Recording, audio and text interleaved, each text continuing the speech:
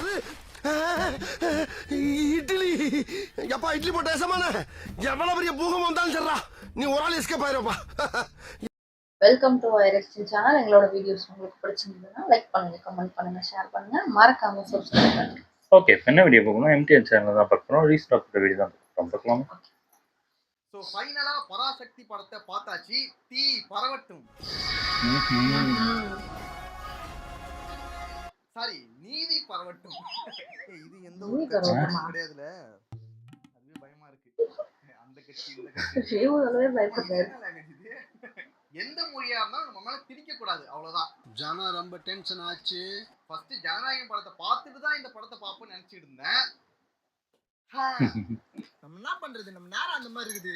வெள்ளம் வைக்க போனா மழை பெய்யுது, பொறி வைக்க போனா காத்து அடிக்குது. அட்லீஸ்ட் பொங்கலுக்காச்சும், அதாவது ஜனவரி 14 ரிலீஸ் ஆகும் நினைச்சிட்டு இருந்தேன். அதுவும் இல்லைன்னு சொல்றாங்க. ஜனவரியே இல்லைங்க. என்னமோ சில்வர் ஜூப்ளி ஒரே அடியில் நொட்டிட்டு போயிடுச்சு. அவங்க என்ன பண்ணுவாங்க தெரியுது என்ன நடக்குதுங்கிறது. சரி பரவாயில்ல, நமக்கு என்னைக்கு ஜனநாயகம் வருது அன்னைக்கு தான் பொங்கல். அது அடிக்கடி சொல்லினே இருக்காரா. சரி ஓகே, நம்ம பராசக்தி படத்தை பத்தி பார்க்கலாம். என்னடா பராசக்தி படம் நல்லா இருக்கா நல்லா இல்லையா, இந்த பொங்கலுக்கு போலாமா போவேணாமா, இல்ல பொங்கலை தின்னுட்டு வீட்லயே இருந்துடலாமா அப்படிங்கிற எல்லாத்தையும் பார்க்கலாம். இந்த படம் வந்துட்டு சிவகார்த்திகேயனோட 25வது படம். இப்ப ரீசெண்ட் டைம்ல சிவகார்த்திகேயன் வந்துட்டு நல்லாவே வளர்ந்து வந்துட்டு இருக்காரு. அவர் சூஸ் பண்ற ஸ்கிரிப்டுமே டிஃப்ரெண்டா நல்லா இருக்கு. அவரா சூஸ் பண்றாரா இல்ல அவருக்கு அமைதிதான் தெரியல, ஆனா மினிமம் கேரண்டியா இருக்கு. அடுத்த சூப்பர் ஸ்டார் சிவகார்த்திகேயன் கூட சொல்லலாம். கன்ஃபார்ம்டா. என்னையாண்ட அடிக்கிறீங்க? ஆல்ரெடி தலைவர் ஃபேன்ஸ் மாட்டிட்டு இருக்கேன். தலைவர் ஃபேன்ஸ் கொத்துறியா? இது சிவகார்த்திகேயனா? தீ பரவட்டும். எதுக்கு இந்த படத்துல நம்ம வீட்டு பிள்ளை சிவகார்த்திகேயன், ரவிமோகன், அதர்வா, ஸ்ரீலீலா, அப்புறம் உங்கள் அபிமான நட்சத்திரங்கள் நிறைய பேர் நடிச்சிருக்காங்க. ஆமாமா, கேள்விப்பட்ட ராணாலாம் நடிச்சிருக்காராம். சூரரை போற்றி ட்ரெய்லர்ல தெரியல நடிச்சிருக்காரு. இந்த படத்தை டைரக்ட் பண்ணிருக்காங்க. இந்த படத்தோட ஸ்டோரி என்னன்னா, 1960கள்ல இந்தி திணிப்புக்கு எதிராக மாணவர்கள் செய்த போராட்டத்தை பேஸ் பண்ணி தான் இந்த படத்தை எடுத்திருக்காங்க.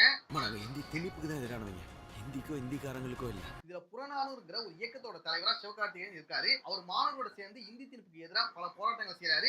அவரோட போராட்டம் கடைசியா வெற்றியா இருந்ததா, அதுல நடந்த சம்பவங்கள், அதுதான் இந்த படத்தோட கதை.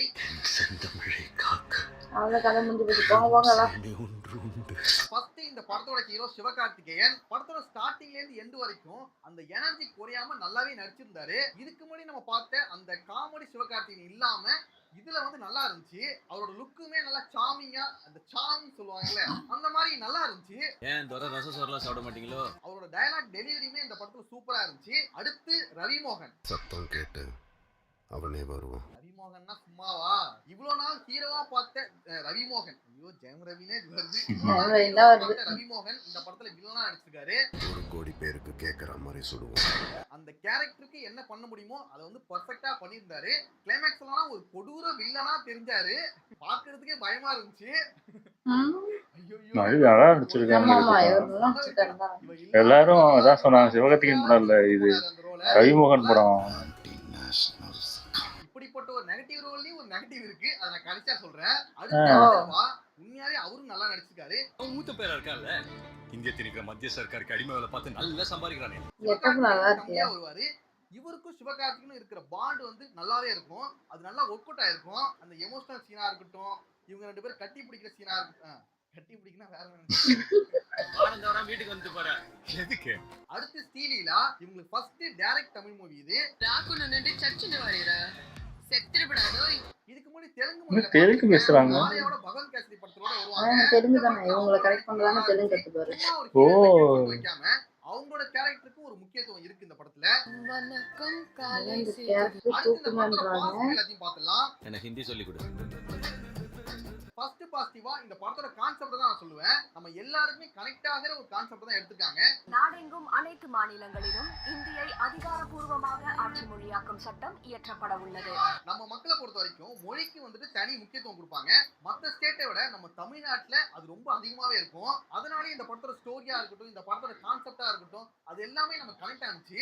அதையுமே ஓவர் டோஸ் ஆக்கி ரொம்ப கிரிஞ்சா கொண்டு போகாம ஒரு கரெக்டான மீட்டர்ல காமிச்சிருக்காங்க. அது இந்த படத்துக்கு ஒரு பெரிய பிளஸ் நான் சொல்லுவேன். படிச்ச என்ன படிக்காத தற்கூரி ஆகிட்டாங்க. அப்போ அடுத்து இந்த படத்தோட ஆர்ட் ஒர்க், இது ஒரு பீரியட் ஃபிலிமா இருக்கனால நம்மள வந்து அந்த காலத்துக்கு கொண்டு போகணும். அதுக்காக அந்த வீடா இருக்கட்டும், அந்த பேக் டிராப்பா இருக்கட்டும், காரா இருக்கட்டும், அப்புறம் அந்த ட்ரெயினா இருக்கட்டும், நிறைய விஷயங்கள் வந்து எஃபர்ட் போட்டு பண்ணிருக்காங்க. அது வந்துட்டு நம்மள அந்த காலத்துக்கே கொண்டு போகுது. அந்த ஒரு ஃபீலை நமக்கு கொடுக்குது. அரே ஹிந்தி में बोल मद्रासी मद्रासी दिल्ली आता मद्रासी हिंदी बोला. அது மட்டும் இல்லாம காஸ்டியூமா இருக்கட்டும், அந்த ஹேர் கட்டா இருக்கட்டும், அது எல்லாத்தையுமே ரொம்ப மெனக்கெட்டு இருக்காங்க. அது நல்லாவே தெரியுது. நமஸ்காரம். ரெக்கமெண்டேஷன் வந்து உயிரை வாங்குது. அடுத்த பாசிட்டிவ் வந்துட்டு ஜிவி பிரகாஷோட மியூசிக். இது வந்துட்டு ஜிவி பிரகாஷோட 100வது படம். சாங்ஸா இருக்கட்டும், பேக்ரவுண்ட் ஸ்கோரா இருக்கட்டும், எல்லாமே சூப்பரா கொடுத்திருக்காரு. நிறைய சீன்ஸ் எலிவேட் பண்றதுக்கு இவரோட பேக்ரவுண்ட் ஸ்கோர் வந்து நல்லாவே ஹெல்ப் பண்ணிருக்கு. அந்த மொழி உணர்வை தட்டி எழுப்புறதுக்கு இவரோட மியூசிக்குமே ஒரு காரணம் சொல்லலாம். காலி பாயலுங்க ஒரு பில்டிங்க பத்த வச்சதும். அடுத்த ஒரு பெரிய பாசிட்டிவா நான் டயலாக்ஸ் சொல்லுவேன். இந்த மாதிரி படங்களுக்கு டயலாக்ஸ் தான் ரொம்ப முக்கியம். அதை வந்துட்டு பர்ஃபெக்ட்டா பண்ணிருக்காங்க. மொழியை பத்தி பேசுற நிறைய டயலாக்ஸ் வந்துட்டு பவர்ஃபுல்லா இருக்கும். ரொம்ப நாளாவே இந்த மொழி பற்று, அந்த மொழி உணர்வுனா கொஞ்சம் கம்மியான மாதிரி ஒரு ஃபீல் இருந்துச்சு. இந்த படம் பார்த்த பிறகுதான் இன்னும் கொஞ்சம் அப்படி தூண்டி விட்டுட்டாங்க நம்மள. ஒரு ஃபயர் வந்துட்டு மறுபடியும் வந்த மாதிரியே ஒரு ஃபீல் வந்துச்சு. ஆனா அந்த ஃபயரை மட்டும் நம்ம விட்டுறக்கூடாது. எப்பவுமே நமக்குள்ளேயே இருக்கணும். நாமளா இருக்கட்டும், நமக்கு அப்புறம் வரவங்களா இருக்கட்டும், எல்லாருமே அணையாம அதை பாத்துக்கணும். அடுத்து இந்த படத்துல நிறைய சீன்ஸ் எனக்கு ரொம்ப பிடிச்சது. ஸ்டார்டிங்ல வர இன்ட்ரோ சீனா இருக்கட்டும், அதுக்கப்புறம் நமக்கான காலம்னு ஒரு சாங் வரும். அந்த சாங்குக்கு முன்னாடி மொழியை பத்தி பேசுவாங்க. எதுக்காக நாங்க இந்த போராட்டம் பண்றோங்கிற மாதிரி அந்த சீனா இருக்கட்டும். அதுக்கப்புறம் அதர்வாக்கும் சிவகார்த்திகேயனுக்கும் இருக்கிற அந்த பாண்டிங்கை காட்டுறதா இருக்கட்டும். அப்புறம் இன்டர்வல் சீனா இருக்கட்டும். அந்த இன்டர்வலுக்கு முன்னாடி அந்த பாப்பாவோட ரிப்பனை எடுக்கிற ஒரு சீன் வரும். அதுவா இருக்கட்டும். இன்டர்வலுக்கு அப்புறம் ஒரு ப்ரொடெஸ்ட் பண்ற மாதிரி ஒரு சீன் வரும். அதுவா இருக்கட்டும். அப்புறம் ஜெயம் ரவிக்கும் சிவகார்த்திகேயனுக்கும் பேசுற மாதிரி ஒரு சீன் வரும். அதுவா இருக்கட்டும். அதுக்கப்புறம் கிளைமேக்ஸ் ஃபுல்லாவே நல்லாவே இருக்கும். எம்டிஆர் தான் பேசுறதா? ஏன்னா இவர் எந்த படத்துக்கும் சொன்னதே கிடையாது. நிறைய டயலாக்ஸ் வந்துட்டு மாத்த வச்சிருக்காங்க, மியூட் போட வச்சிருக்காங்க. அதான் போராட்டம் பண்றது குண்டில கொழுப்பேறி போய் கிடக்கு. அப்புறம் இன்னொரு விஷயம் என்னன்னா, ஹிந்தி மொழி இங்க வந்துட்டுனா மக்கள் எந்த அளவுக்கு கஷ்டப்படுவாங்க, ரியாலிட்டில என்னென்ன நடக்கும் அப்படிங்கறத சில சீன்ஸா காமிச்சிருப்பாங்க. அதை வந்துட்டு சித்தரிக்கப்பட்டவை அப்படின்னு சொல்லிட்டு டிஸ்க்ளைமர் போட வச்சுட்டாங்க. ஸ்டார்டிங்ல எல்லாத்துக்கும் சேர்த்து ஒரு பெரிய டிஸ்க்ளைமர் ஒன்று சொன்னாங்க. அதுக்கப்புறம் ஒவ்வொரு சீனுக்குமாடா டிஸ்க்ளைமர் கொடுக்க முடியும்? முடியலடா. நீங்க தியேட்டர்ல படம் பாருங்க. உண்மையான ஹிந்தி மொழி இங்க வந்துச்சுன்னா மக்கள் எந்த அளவுக்கு கஷ்டப்படுவாங்க, ஹிந்தி புரியாம எவ்வளவு கஷ்டமா இருக்கும் அப்படிங்கிறத ரியாலிட்டியில என்ன நடந்துச்சோ நடக்கலையோ, ஆனா ரியாலிட்டியில என்ன நடக்குமோ அதுவா கூட இருக்கட்டும், ஆனா அதுக்குன்னா சித்தரிக்கப்பட்டவை அப்படின்னு சொல்லிட்டு போடணுமா என்ன? பாசிட்டிவ் எல்லாத்தையும் சொல்லிட்டேன் நினைக்கிறேன். அடுத்து நெகட்டிவ்க்குள்ள போகலாம். ஃபர்ஸ்ட் நெகட்டிவா நான் வந்து ஜெயம் ரவியோட கேரக்டர் தான் சொல்லுவேன். ஜெயம் ரவி பொறுத்த வரைக்கும் நல்லாவே நடிச்சிருக்காரு. ஆனா அவர் ஒரு வில்லனா ஏத்துக்கிறது தான் ரொம்ப கஷ்டமா இருந்துச்சு.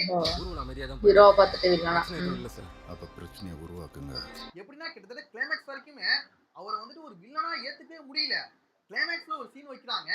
அதை பார்த்த பிறகுதான் இவர் வந்து ஒரு கொடூரமான வில்லன்டா, உண்மையாவே இவன் வில்லன் தான்டா, ஒரு பயங்கரமான வில்லன்டா அப்படின்னு நம்மளால முழு மனசோட ஏத்துக்க முடியுது.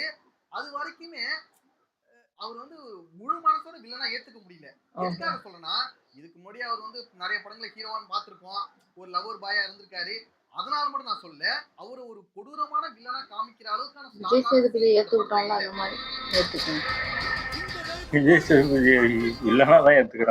ஜெயம் ரவிக்கு ஒரு பேக் ஸ்டோரி ஒன்று இருக்கும். அது அவ்வளவு ஸ்ட்ராங்காவும் இல்ல, அவ்வளவு இன்ட்ரெஸ்டிங்காவும் இல்ல. அதனாலே என்னடா இதுக்காகவாடா இவ்வளவு பண்ணிட்டு இருக்க அப்படிங்கிற மாதிரி நமக்கு தோண வச்சிருது. உங்க மக்களே உங்க மேல யுத்தம் நடத்துறாங்க. அடுத்த நெகட்டிவ் என்னன்னா, ஃபர்ஸ்ட் ஹாஃப்ல வந்துட்டு லவ் சீன் சொல்லிட்டு கொஞ்சம் சீன் ஓட்டிட்டு கிடப்பாங்க. அது வந்துட்டு இந்த படத்தோட ஃப்ளோவை கெடுக்கிற மாதிரி தான் இருந்துச்சு. அதுக்காக நான் லவ்வுக்கு எதிரானவனும் லவ் பண்றவங்களை வெறுக்கிறவனும் கிடையாது. அது இன்ட்ரெஸ்டிங்கா இல்லவே இல்ல. அதான் உண்மை. அப்படி அழுக்க மூட்டியா வந்தா மண்டையில எப்படி இல்ல இது இந்த படத்துக்கு தேவையில்ல. ரொம்ப நார்மலா ரொம்ப பழகுன பார்த்த மாதிரி தான் ஒரு ஃபீல் இருந்துச்சு. தவிர புதுசாவும் இல்ல, அது வந்து இன்ட்ரெஸ்டிங்காவும் இல்ல. அந்த லவ் சீன் எல்லாமே ரொம்ப போரிங்கா தான் போச்சு. போயா? நாலாம் போக மாட்டேன். பொறுக்கி யார பொறுக்கின்ற? கேரி பொறுக்கி. அடுத்து இந்த படத்துல நிறைய சீன்ஸ் வந்துட்டு ப்ரெடிக்ட் பண்ற மாதிரியே இருக்கும். அடுத்து இதான நடக்க போது நம்ம நினைப்போம், அதான் நடக்கும். இந்த கேரக்டர் போட்டு தள்ள போறாங்கடா நம்ம நினைப்போம், அதேதான் நடக்கும். இது வந்துட்டு இந்த படத்தோட ஒரு பெரிய பிரச்சனையா நான் பாக்குறேன். அடுத்த நெகட்டிவா இந்த படத்துல எமோஷனல் கனெக்ட் வந்துட்டு ஒரு சில இடங்கள்ல இல்ல. இந்த படத்தோட ஸ்டார்டிங்ல ஒரு எமோஷனல் சீன் ஒன்று வரும், அது சுத்தமா கனெக்ட் ஆகவே இல்ல. அதே போல செகண்ட் ஹாஃப்ல ஒரு சீன் ஒன்று வரும், அதுவும் அந்த அளவுக்கு எமோஷனலா இல்ல. அந்த எமோஷனல் சீனுக்கு கொஞ்சம் கூட ஒரு ஸ்பேஸ் கொடுக்காம அடுத்தடுத்து போயிட்டே இருப்பாங்க. அடுத்து இந்த மாதிரி ஒரு மொழி போருக்கு ரவிமோகன் மாதிரி ஒருத்தர் தான் காரணம் அப்படிங்கிற மாதிரி காமிச்சிட்டாங்க.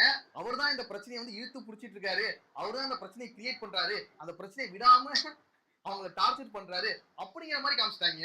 ஊர்வலம் அமைதியா தான் போயிட்டு இருக்கு, பிரச்சனை எதுவும் இல்ல சார். ஹீரோ வில்லன் அந்த கான்செப்ட் ஆக்கிட்டாங்க. எல்லாத்துக்கும் காரணமான மெயின் வில்லனை அழுத்தமா சொல்லாம அதை ஈஸியா கடந்து போயிட்டாங்க. அப்ப எல்லா பிரச்சனைக்கும் அந்த ஒரே ஒரு ஆபீசர் தான் காரணம். டெல்லியில இருந்து கிளம்பி வந்திருக்கீங்க. இதுல என்ன கொடுமைனா ரவிமோகன் வந்துட்டு எம்பியை மிரட்டி சைன் வாங்குவாரு, அதே போல சிஎம் கிட்டையும் சைன் வாங்குவாரு. உங்க ஊர்ல பதுங்கி இருக்கிற மாணவர்களை உடனே வெளியே அனுப்புங்க. இந்த படத்துல அரசியல் முரண்பாடுகள் இருக்கு. இந்த விஷயத்த சொல்லாம விட்டுட்டாங்க, இல்ல இந்த விஷயத்த சொல்லியிருக்கலாம், இல்ல இதை திருச்சி சொல்லிட்டாங்க, இல்ல தப்பா சொல்லிட்டாங்க அப்படின்னு சொல்லிட்டு நிறைய டிபேட் ஒண்ணு போயிட்டு இருக்கு. அந்த டிபேட்டை கிரியேட் பண்ணதுக்காகவே இந்த படத்தை கண்டிப்பா நம்ம பாராட்டியே ஆகணும். ஏன்னா அங்க நிறைய பேருக்கு மொழி போருங்கிறது தெரியவே இல்லை. சுதந்திர போராட்டம் வந்து எல்லாருக்குமே தெரியும், ஆனா ஒரு மொழிக்காக இவ்வளவு போராட்டங்கள் நடந்திருக்கு, இவ்வளவு பேர் இறந்திருக்காங்க, அதுக்காக அவ்வளவு பேர் தியாகம் பண்ணிருக்காங்க அப்படிங்கறத நமக்கு வந்து தெரிய வச்சிருக்காங்களே. தெரிய வச்சிருக்காங்களோ இல்லையோ, இதுக்கப்புறம் தெரிஞ்சுக்கணும்னு தோண வச்சிருக்காங்களே, இப்படி ஒண்ணு இருக்குடான்னு சொல்லிட்டு நம்ம கிட்ட காமிக்கிறாங்களே, அதுக்காகவே இந்த படத்தை கண்டிப்பா நம்ம பாராட்டியே ஆகணும்.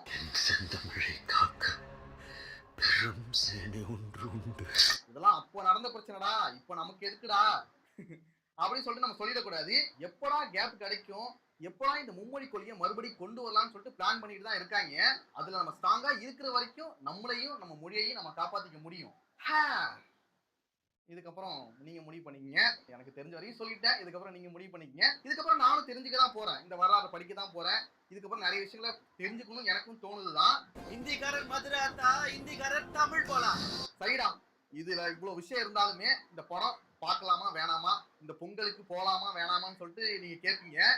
என்னை பொறுத்த வரைக்கும் இந்த படத்தை கண்டிப்பா பார்க்கலாம். ஒரு சில குறைகள் இருந்தாலுமே இது எல்லாமே பார்க்கக்கூடிய ஒரு நல்ல படம் தான். சில பேர்னா பார்த்தேன் ரொம்ப போட்டு அடிச்சிட்டு இருக்காங்க, அந்த அளவுக்கு அடிக்க வேண்டிய ரொம்ப மோசமான படம் தான் கிடையாது இது.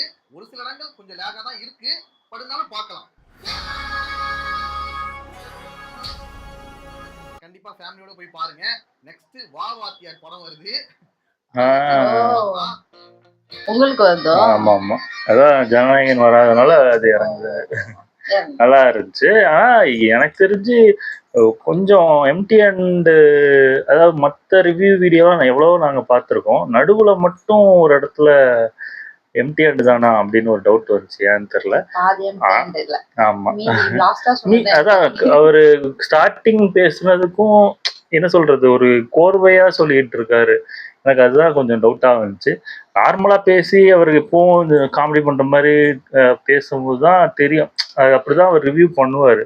இதுல கொஞ்சம் ரொம்ப இதா பேசுன மாதிரி இருந்துச்சு.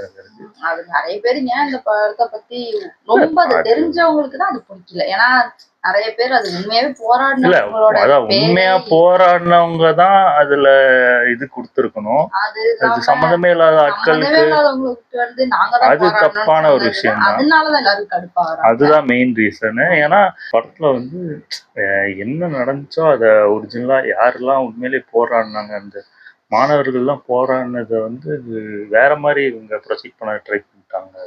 ஆமா, அது வந்து தெரிஞ்சவங்களுக்கு அது அதனாலதான் அவங்க ஆமா நிறைய பேர் அதனால எனக்கு தெரிஞ்சு இதானாங்க. மற்றபடி படம் நல்லா இருந்துச்சுன்னா பார்க்கலாம். இது பராசக்தி படம் இது பார்க்கக்கூடாது, சிவகார்த்திகேயன் அப்படிலாம் யாருக்குமே கிடையாது. படம் நல்லா இருந்தா யாருனாலும் பார்க்க தான் போறாங்க. இது நல்லா இருந்துச்சுன்னா ஓகே தான் எனக்கு தெரிஞ்சு. இது எம்டி அண்ட் ரிவ்யூ பண்றது தான் கொஞ்சம் எனக்கு வேற மாதிரி இருந்துச்சு தவிர மற்றபடி படம் நல்லா இருந்துச்சுன்னா. அதுவும் இல்லாம நிறைய பேர் மேக்சிமம் என்ன சொல்றாங்கன்னா அந்த லவ் சீன் தான் எனக்கு தெரிஞ்சு அதான் ஒரு கதை அது தேவையில்லைனால அது எடுக்காம பாட்டு அந்த லவ் சீன் எல்லாம் தூக்கி இருந்தாலே அந்த படம் இன்னும் விறுவிறுப்பா இருந்திருக்கும், மேபி இன்னும் நல்லா இருந்திருக்கும்னு நினைக்கிறேன் எனக்கு தெரிஞ்சு. ஓகே, என் வீடியோஸ் உங்களுக்கு பிடிச்சிருந்தா லைக் பண்ணுங்க, ஷேர் பண்ணுங்க, கமெண்ட் பண்ணுங்க, மறக்காம சப்ஸ்கிரைப் பண்ணுங்க.